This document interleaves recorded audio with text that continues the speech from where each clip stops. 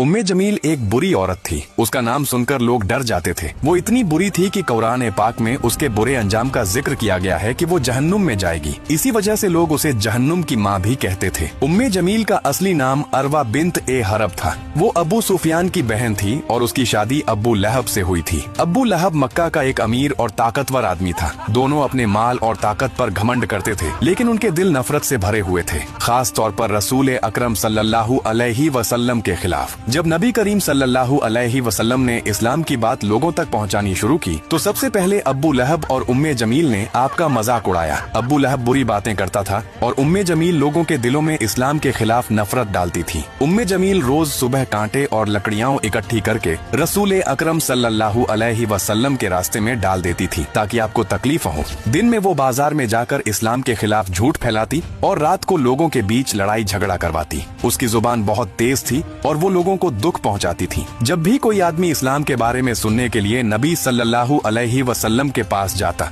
उम्मे जमील उसके घर जाकर उसके घर वालों को बहकाती। वो कहती, तुम्हारा शौहर मोहम्मद सल्लल्लाहु अलैहि वसल्लम के असर में आ गया है। इस तरह वो घरों में झगड़े कराती और लोगों के दिलों में शक और नफरत भरती थी। ये बहुत बड़ी बदकिस्मती है कि कोई अपनी पूरी जिंदगी सिर्फ नफरत फैलाने में गुजार दे। जब सूरह अल-लहब नाजिल हुई और अल्लाह ताला ने उसके अंजाम के बारे में बताया तो उम्मे जमील बहुत गुस्से में आ गई। वो हाथ में पत्थर लेकर निकली और कहने लगी, मैं मोहम्मद सल्लल्लाहु अलैहि वसल्लम को ढूंढ रही हूँ।